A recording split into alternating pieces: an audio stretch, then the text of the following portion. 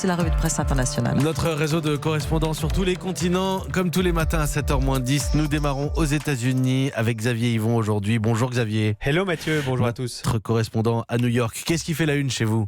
L'Iran, bien sûr, avec l'affaire du tir de missile contre un avion de ligne, mais aussi avec ce bras de fer entre Donald Trump et les démocrates du Congrès.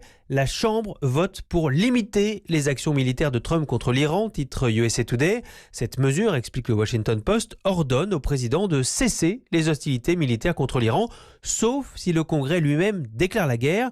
Les démocrates accusent en fait Donald Trump d'imprudence dans ses décisions sur l'Iran, écrit USA Today, notamment avec l'élimination du général Soleimani. Mais c'est une mesure largement symbolique, constate le Wall Street Journal. Elle ne devrait pas lier les mains de Trump, continue le New York Times, qui décrypte cette initiative est un nouveau défi constitutionnel lancé au président par les démocrates après leur vote historique le mois dernier, l'impeachment de Donald Trump.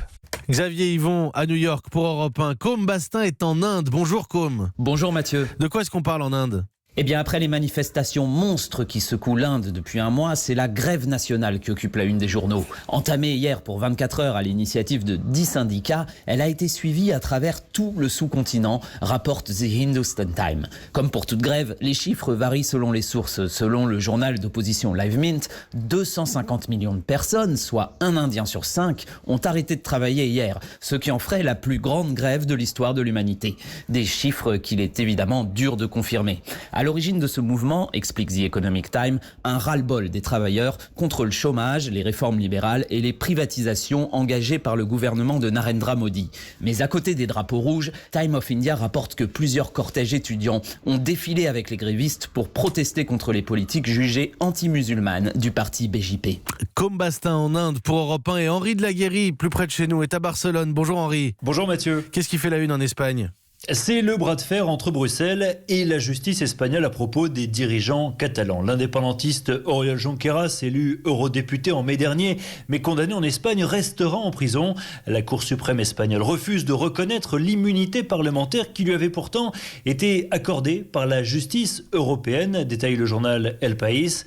On ne verra pas Junqueras à la prochaine séance lundi à Strasbourg, se félicite le journal La Razón à Madrid.